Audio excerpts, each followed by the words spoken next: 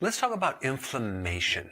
Most of the inflammation that a person has actually is being caused by their own immune system. And we really have just two basic phases of inflammation. You have the acute phase, and then you have the chronic phase, where you have this incomplete healing. Inflammation is there to try to heal something, but if there's a constant stimulus, which I'm going to cover all of them today, you're not going to get to a point where you can actually resolve it. So I want to cover all of the different things that can occur, and then I'm going to cover all the things that you should do to resolve it. The number one selling drug in the world is an anti-inflammatory drug. So a lot of people have inflammation, but most autoimmune cases actually originate in the gut. I did a separate video on that. If you didn't see that, I will put that down below. But let's start with number one, gluten. Okay, that's in grains. Gluten really tears your stomach up. There's a morphine-like substance when you have this immune reaction. So in reality, it can numb the area so you don't feel it while the damage goes on. And I'm talking about damage in the gut lining to the point where you start getting leaky gut. And then we have particles of protein from your food that can invade through this immigration and bypass this immigration wall, go right into the lymphatic system, and boom, now we get this immune reaction. So gluten is behind so many different issues, okay? And then we also have food allergies, like intolerance to milk sugar, but that's not necessarily a true allergy. A true allergy involves a protein, like an allergy to casein, which is a protein in milk. So just by taking a person off milk, boy, all sorts of things can clear up. Number two, ultra-processed food ingredients. Now, yes, you have the artificial colorings and artificial flavorings and the preservatives and all that, and other chemicals, which may create a lot of irritation and problems, but not to the degree that these three ingredients do, that are made from industrial processed corn, okay? They go through a huge series of chemical reactions to the point where they no longer resemble the original corn. And then you put that in your body, and you're going to get a lot of what's called free radical damage. Envision just spinning it like a plate right now on my finger. It's spinning around, and we have these little weights on it, right?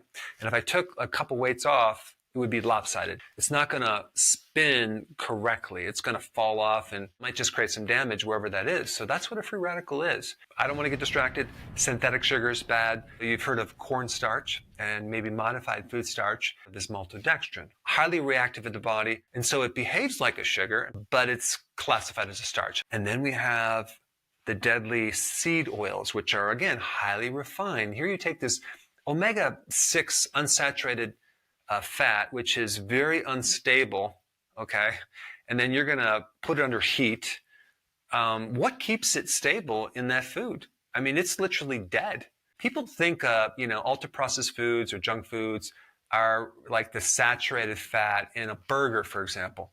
Well, a lot of people do dirty keto, and they go to a fast food place. They eat the burger, not the bun, and they seem to do okay, It's the bun with the burger and the ketchup and the soda and the fries all together that creates the problem. And this is why if you're trying to heal the body and get rid of inflammation, you don't want to keep consuming these seed oils. You want to get on the saturated fats. Those are the ones that are stable.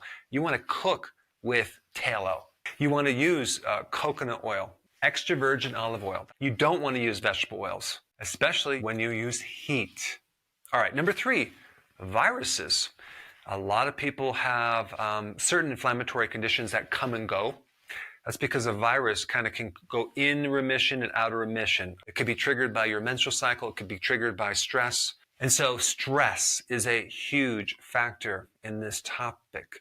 So we're really dealing with this hormone called cortisol, because if you were to raise your stress, the cortisol comes up.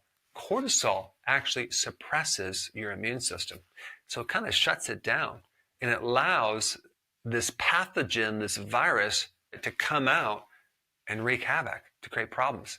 So stress Puts your immune system to sleep. There's people that have major losses, and that can really create a huge problem with viruses come out of remission. And here they're taking all these vitamins and they're eating really good foods. It's not working because of this darn stress situation that they're in. One thing that can help with this is vitamin D, because viruses also have a very sneaky strategy of blocking vitamin D in your body. But vitamin D is very important for viruses.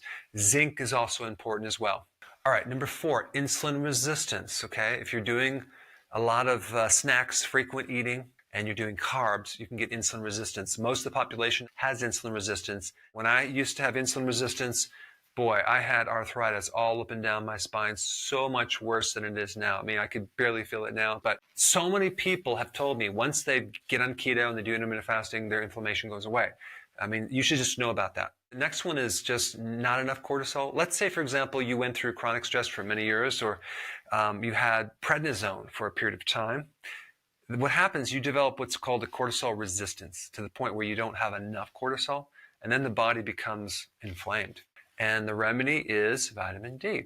Number 6, old injuries, and that is me, okay? I had a lot of old injuries, and it really has to do with a lack of motion. If a joint doesn't move, or if you don't move, you're sedentary, you will develop inflammation. Arthritics need to keep moving. I do a tremendous amount of exercise for that reason. That's what really forces me to get out there. I do massive exercise, and when I do that, I feel so good, especially if I run up hills and things, because I can expand my chest, which opens up the back part of the thoracic spine, the neck. It just feels great. All right, next one, sludge in your bile ducts, a super concentrated cholesterol material, okay? What keeps it from becoming a stone is bile salts. And when it starts to get stuck in your bile ducts, it backs up into the liver and causes pain in the right shoulder or in your rhomboid back here or in your neck. That can be corrected by a healthy diet. Next one is iron, too much iron. Some people feel so much better when they give blood because they have a genetic problem that they retain too much iron, especially men. One thing about iron, it doesn't get out of the body very easily. So if you're consuming like supplements, you might not even connect the dots, but that can be the reason why you feel worse. One way to know too is if you maybe consume a lot of red meat and you just feel worse from that because there's a lot of iron. That's just one thing, or you eat liver and you feel worse. It's not very common. Most people feel better when they do red meat. All right, next one, I want to expand on this hypoxia situation. This is the lack of oxygen. If you have chronic obstructive pulmonary disease, COPD, in your lungs, you can have hypoxia. You're not getting the oxygen. Hypoxia causes inflammation because here you have this hemoglobin that carries oxygen, right? If you don't have enough iron or B12 to hold that oxygen, you become anemic, and that is a form of hypoxia. And then, of course, injuries create hypoxia. Cirrhosis of the liver, that would create a hypoxia situation, or even a clogged artery. Okay, there's a really good remedy, and I might as well just tell you right now, it's called tocotrienols. It's a type of vitamin E to help donate electrons to all the oxidation, and it's a good remedy for getting rid of the inflammation in the inside of the arteries. But tocotrienols are better than the tocopherols. So don't get the one that's mixed. Another thing, sleep apnea can cause hypoxia because you're not breathing as much, right? It can affect the kidney, it can affect the brain, it can affect a lot of things. All right, then the next one is uric acid.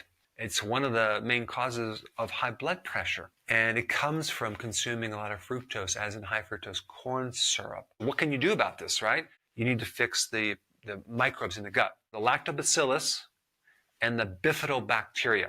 And you can find those too in kefir, sauerkraut, kimchi, and just getting a probiotic. All right, the next thing, and this is really important, is to build up your endogenous antioxidants. The word endogenous means from within. So let's go through a couple things to do that. Fasting. Next one, Cruciferous vegetables and salads. exercise. Another thing is cold therapy. Next one on the list is vitamin D3, the most potent anti-inflammatory. Vitamin D can just put some order into your immune system. It can help regulate that immune system a lot better, and at least 10 to 20,000 IUs. All right, number 4, I already mentioned this, fasting. You should be doing regular intermittent fasting and periodic prolonged fasting if you have any inflammation. Number 5, low carb. This is called keto. Number 6, carnivore if you have gut inflammation. Really, red meat is probably the most healing thing that you can possibly eat. And I'm talking about grass-fed, grass-finished. Now, the next one on the list, I talked about that bile sludge. The antidote to that is something called TUDCA. Take 2 in the morning, 2 in the afternoon, empty stomach. It will open up those ducts and allow the sludge to get through and give you a tremendous amount of relief, especially if you have bloating or this right shoulder pain. Next one is tocotrienols. I already talked about that. Great for anything related to the heart. I already mentioned cold therapy as well. That's number 9. And I also mentioned number 10, stretching and exercise. And 11, omega-3 fatty acids, fish oils. I recommend the cod liver oil because it has the vitamin A and the vitamin D. If you compare the seed oils, the omega-6, to the omega-3, the cod liver oil, the fish oil, the salmon, okay, or sardines, they both compete for the same enzyme. To get the omega-3, you need to stop the omega-6. You need omega-6, but you don't need as much. Now, since we talked a lot about cortisol, I have a list of every single possible thing, natural thing that you can do to help normalize cortisol. If you want that download, click the link down below right now and check it out. It's pretty cool.